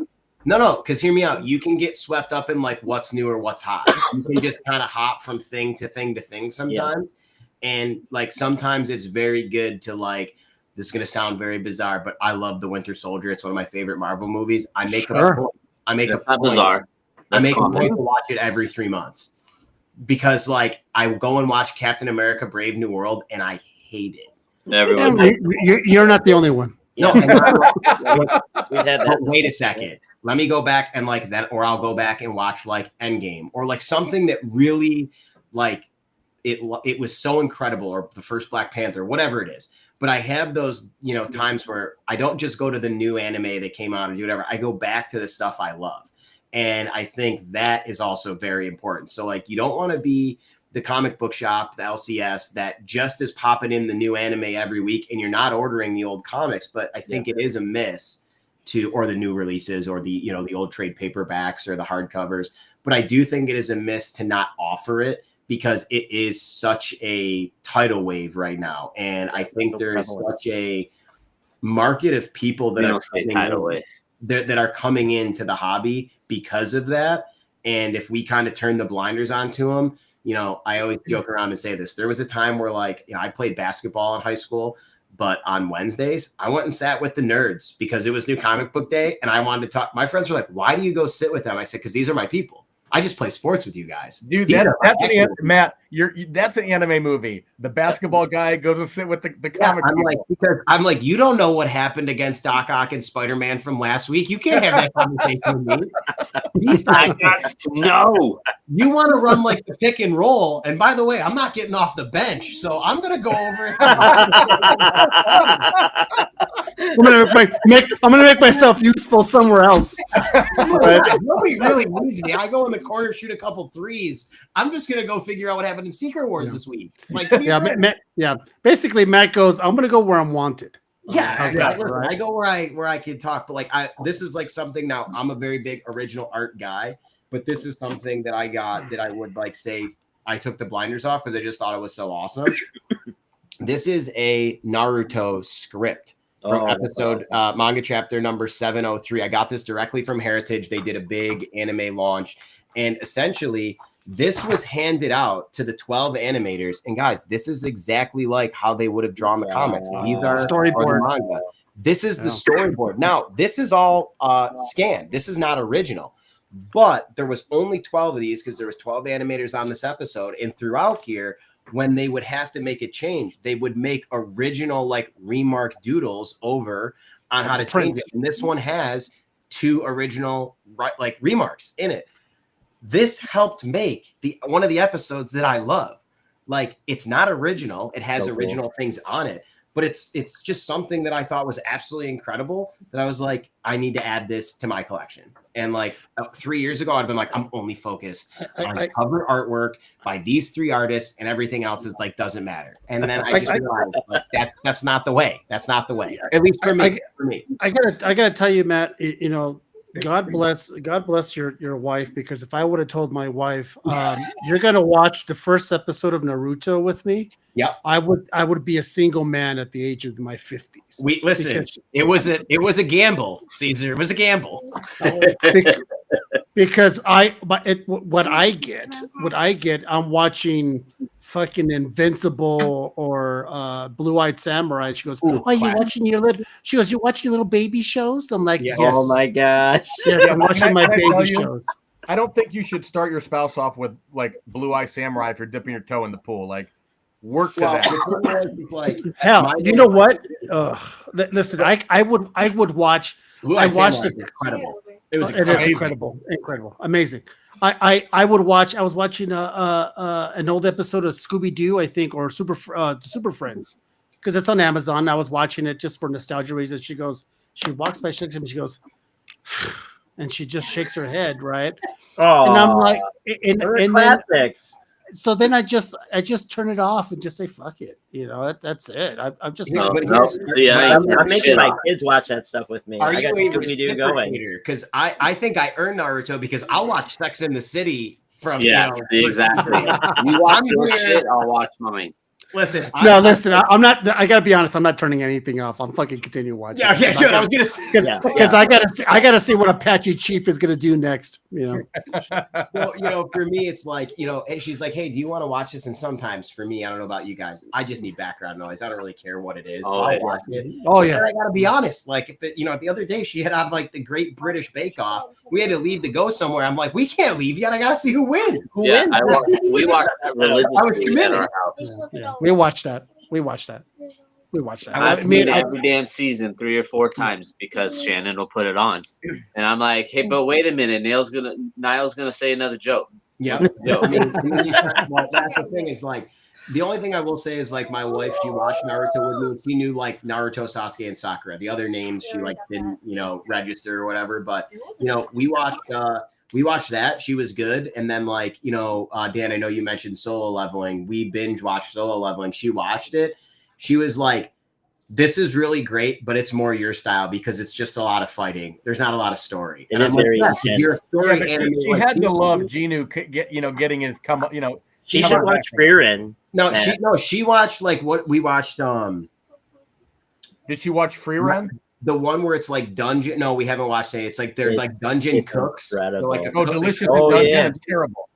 No, Delicious in Dungeon bad. I like it so far. I'm like 4 episodes in. Everything's about cooking. It's like, move on. That's great. That's great. And it's the word Vampire Hunter delicious, D, Dan. Vampire Hunter D, Delicious. she loves. She watches that with me. Yu Yu Hakusho, she'll watch that with me. But like, she prefers. Have you guys watched any Blue Box yet? No. Recommend it. I watched 1883. Does that count? All right, here you go, Matt. Not talk to me. Yes, Sasuke's sword. I absolutely love it. Can't read a book, but has a damn sword. Yeah, That's a letter opener. I mean, like, honestly, I'm kind of impressed right now. I'm impressed because I'm I like, would I not fucking love expect that you you to have have that. Look at he can't even get it put back in there. He's heard that a lot.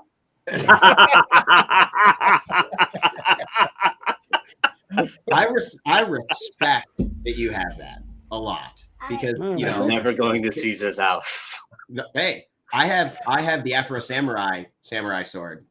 Oh, the Afro. Yeah, I collect. I was for a while there. I was collecting swords. I have the Lord of the Rings, the Spartan sword, and all that stuff. So yeah. Well, I mean, and I saw this, and then I gotta ask because another show that we get sucked into. I started with my wife, and then now it's turned into like I have it on repeat, even though we've seen all the episodes. My wife and I love watching Forged in Fire. It's one of my favorite shows. It's incredible. I'm like, one day I'm gonna go and take like a knife smithing class, and I'm just you know what? biggest knife in the world and be so happy funny. about it. So I watched Forged in Fire religiously all the seasons until I got cable, whatever. So in 2020, my wife for my birthday gave me lessons to forge my own at a forgery at a forge. That's awesome. And COVID hit, and they shut it down. And they shut it down and never went. No, that's a shame. Yeah. So to this day, I'm making my own blades with a blowtorch and stuff. I love it. You're gonna forge a blade. No, I'm not. I was gonna say you better record that shit. That's content. But you know what? This is the thing, though. I've watched that shit. I've watched that show so much. I'm like, I could fucking do this. You know, it's almost like I'm like, no, it's too much flux. He should just scrap it, start over. Right. There's too much impurities. You didn't buff it out enough. You didn't clean it enough. You know what the problem was? Is he didn't clean his metal before he started the forge weld. That's what his problem was. So listen, it's a all right. Anyways, we're at 8:48, guys. We're getting to that point. This is what I told you, man. When I was talking to you, it goes, man, because this is a chance. And I'll tell you what I always tell all the guests for the first time. The reason why people likes this format is because it's not scripted. I don't have questions to ask. Because we like it to be more organic. And just, it's almost like as if you're in the living room with your buddies and you're just shooting the shit. And that's why we have reoccurring guests and love coming on here, because it doesn't feel like you're pimping your stuff. You're just having a chance to geek out, because and I'll never forget, as John Boy said, I said, John, if you got to go, man, you know, he's like, are you kidding me? This is the only time I get to geek out because my wife gives two shits about what I do, in a sense, right? It's kind of true. I mean, all of us are here because we're very fortunate to have a significant other that is okay with our happiness, or that drove us to this, or in your case drove you to this, right? You know, I thank you for number one having me, but number two, to like echo that, is I've done a lot of these. First off, I enjoy doing them because I could talk about this stuff forever. Sam and I used to literally just get together to do this. So, you know, if we can do it now, and get to meet new people. But one of my favorite things about this entire space, doing anything like this, is that I was the person watching these for a really long time. Yep. So like, if anybody is watching it and picks up like one thing, even if it's something as simple like, holy shit, Caesar hates anime, but like Blue-Eyed Samurai, I'll watch that. And they watch it and love it, like, awesome. Great. Because, or they find out about my website or Sam's book or Ryan's art from this. Like, it doesn't matter. Like, the reason why people like coming and watching things like this is because it isn't scripted. It is genuine reactions. It is guys just talking shop. You know, I have another buddy I do something with. It's been one of my best friends since literally I was 1 and he was like 6 months old. We're second cousins. We get together once a month and we just watch one. We each get to pick every other month. We pick a person and just watch their highlight reel of any sport. I love that. Roger Federer, Blake Griffin, Michael Jordan, Randy Moss. And then all of a sudden, an hour and a half later, we're just talking about sports. And that's what just happens here. It's like you just get going. 39 young. We love you all. Oh my God, this is so awesome. Yeah. You guys are the best. Thank you for tuning in. Yeah, Abby, thank you so much. And we're going to catch you next week and I have no idea who's on. As a matter of fact, Matt, I like you so much, and because you're Sam's friend, and it means a lot to me that you're Sam's friend because at least I know he has a friend. Well, I was so waiting for that. When I first saw him, he looked a little lonely. So what am I waiting for that? Was he swinging on the swing by himself in the park? Yeah, just like the narco holding comics, just dragging his feet, right? And just like so.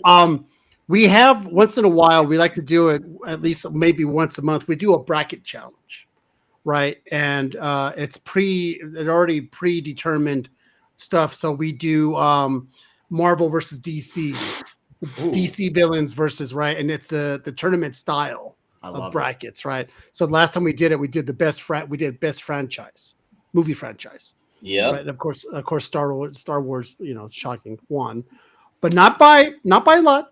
It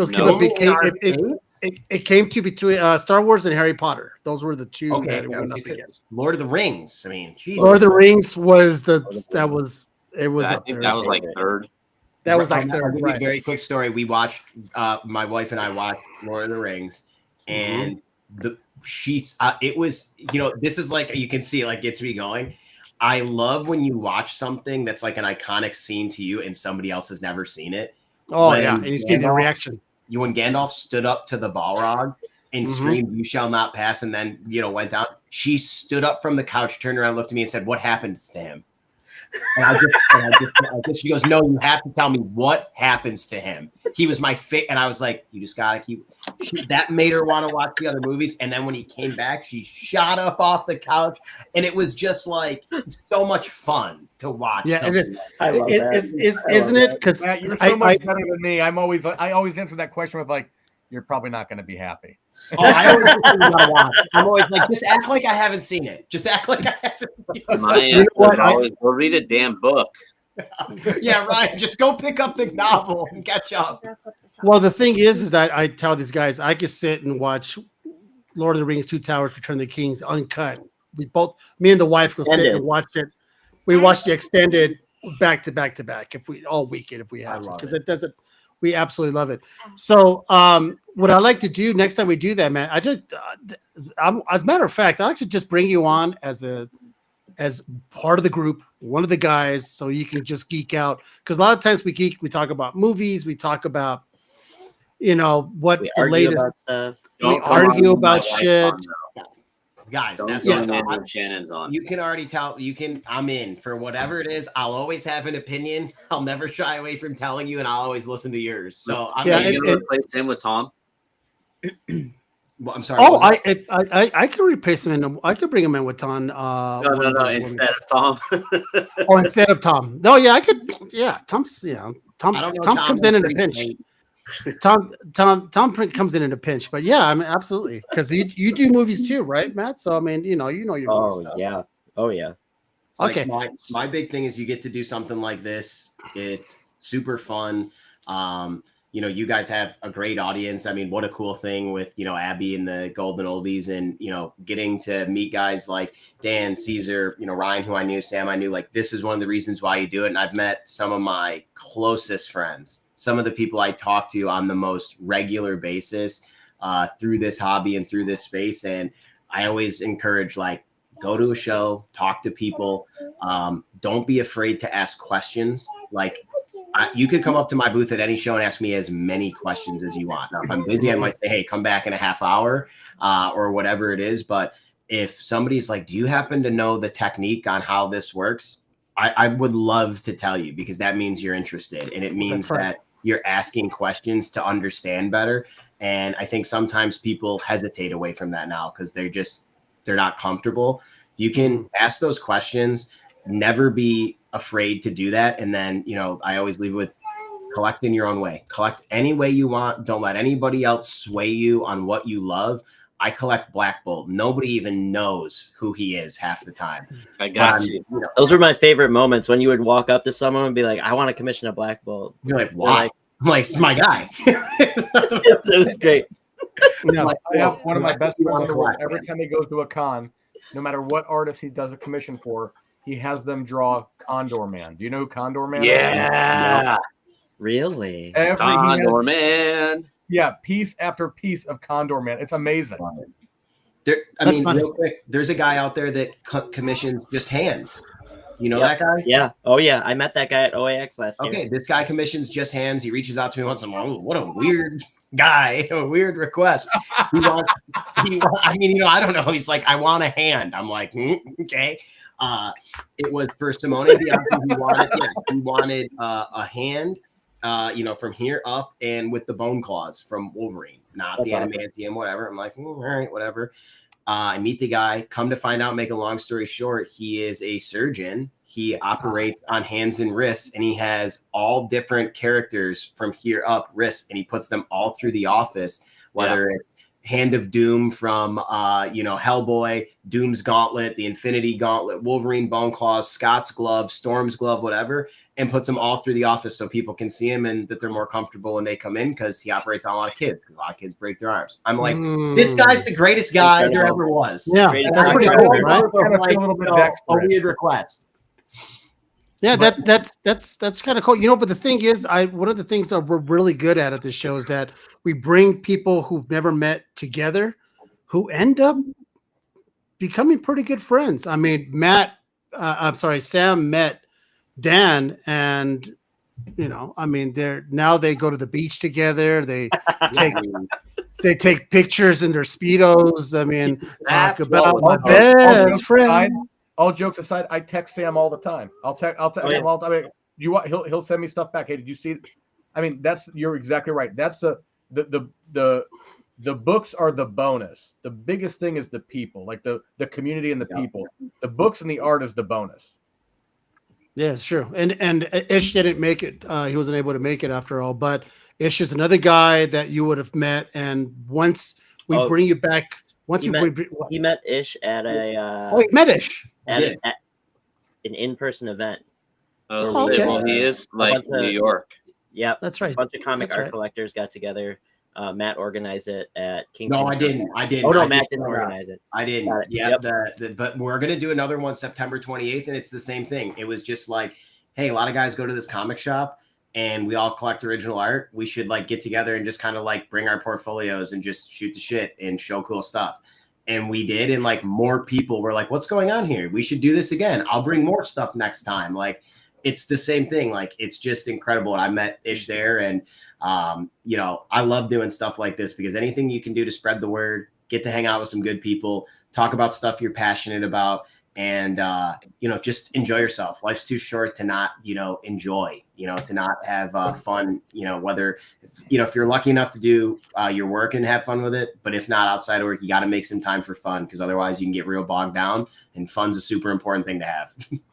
Well, it's a deal, man. We're going to bring you back multiple times for different. Anytime I'm available and not traveling or whatever, I'd love to because I can do this. I'd do this as many times you had me. All right, good. Going to New York. I will be, yeah. So got New York, then Baltimore, then Singapore. That's I'm going to see you in Baltimore. Oh yeah, you and me have to talk about next year for one of those. That's right. We do. All right, I'll have a Black Bolt.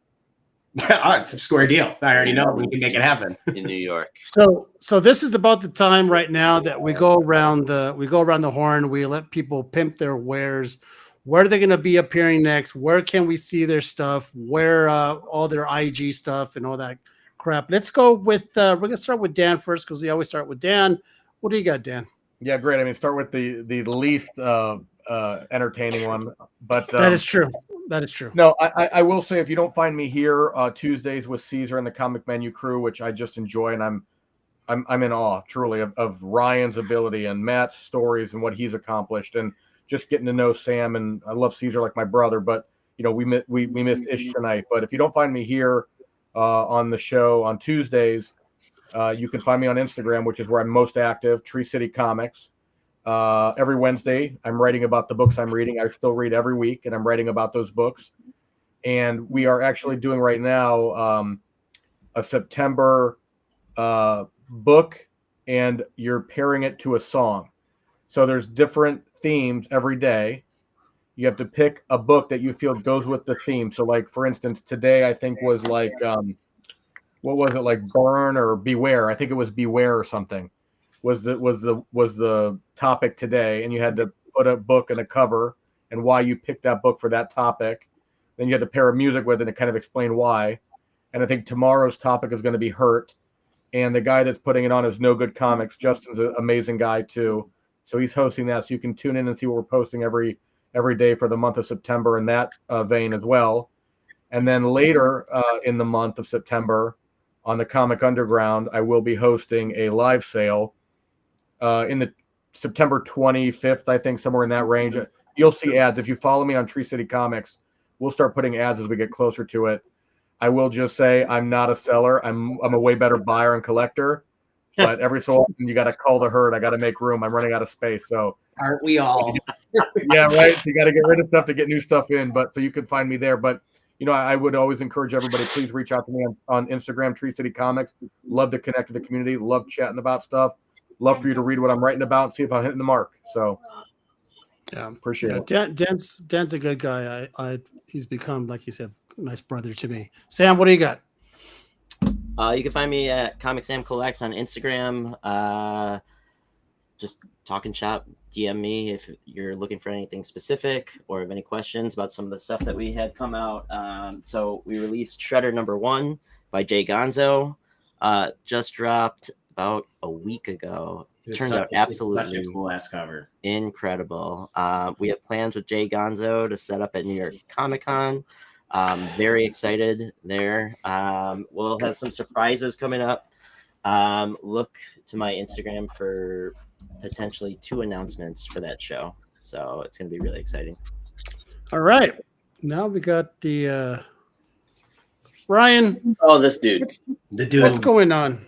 So everything and anything. So I'll be actually in Des Moines this coming weekend for GalaxyCon Des Moines.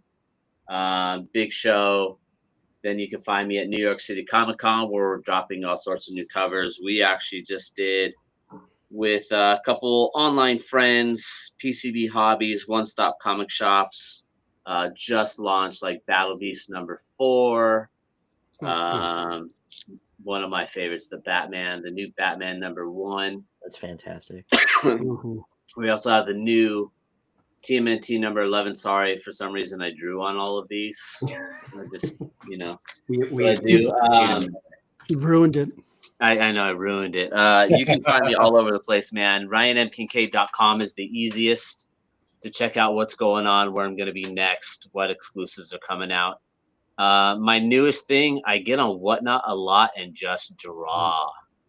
It's an easy way to get quick commissions and stuff, but a lot of the times I'm just drawing. I'm on there just talking shit.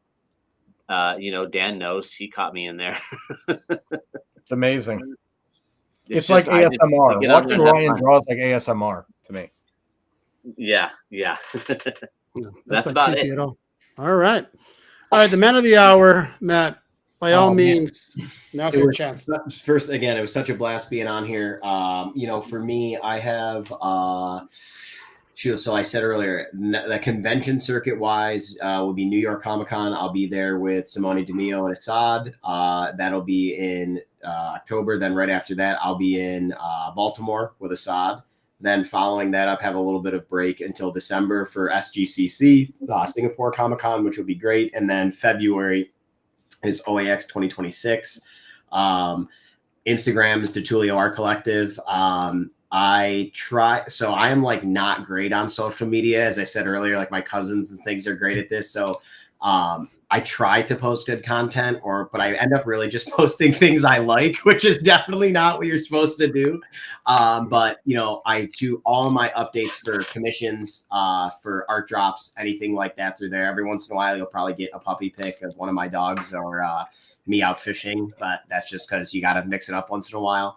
And the other thing is, I actually just finalized it today. So it'd be the first place I said anything is September 15th. My website, DiTullio Art Collective, will have 85 to 100 piece art update going live. So I haven't even picked the time yet. I was just able before this, Ryan will attest, once you get art and you have it done, you have to scan it. So I've got in about 85 pieces. I scanned for the last 4 hours yesterday and 2 hours before this. I've got them all on a thumb drive, 600 DPI, move them over, get some descriptions written up. But again, anything from $200 all the way to, 15, 20,000.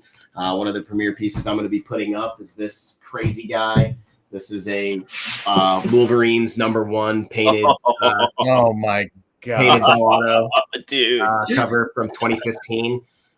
So I'll have, stuff like that. And, things like this, which are $200 and still pretty darn cool, like a painted sketch card. So everything in between that's around, that'll be happening on the 15th. And Instagram is definitely where I'm the most active. And also, if you want to see, because a lot of people ask this, I'm not just making it up. People do ask this, like, what's my collection look like? Go to comicartfans.com and look up DiTullio Art Collective.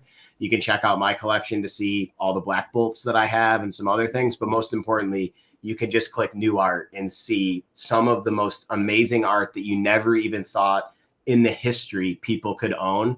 And you find out that somebody has it in their CAF gallery and you can look at the original right in front of you. It's an incredible thing. So I would say check out Comic Art Fans and, not only my CAF, make your own or just make an account so you can look at everybody else's because it's the coolest thing. I love it. Cool. That's fantastic. Well, listen, gentlemen, as always, it's always a pleasure to have good friends, new friends every Tuesday. Like I said, next week, I think we might be unveiling issues, some new stuff live on the show. So other than that, I don't know. We always, listen, okay, this is where you find me, right? Find me in the Instagrams. The Real Dracula's Wolf. I have been a little bit quiet because I'm having sometimes it's good to kind of take a step back and kind of breathe a little bit. Sometimes it's a little too much, right? Mm-hmm. But what has been moving up is my promotion reels. Once again, if you're looking for any voiceovers, Matt, if you ever need a voiceover or reel to promote any of your stuff, I'm your man. At any given time, I love I'm it. there. I mean, he is the knight. I love it. Yeah. So I can do whatever you want. It doesn't matter. So I put reels together. We can have some fun with that. Oh, trust me. So it's but the favorite one, the best one that everyone like, Matt, is In a World. Yeah. Oh yeah. One man alone. One man, one OA. So and then we could do the Smeagol and Puss in Boots and Macho Man and all that stuff. So it's all that stuff. Anyways, good times. Love you guys. You guys are fantastic. We'll see you next week. And that's it, man. Be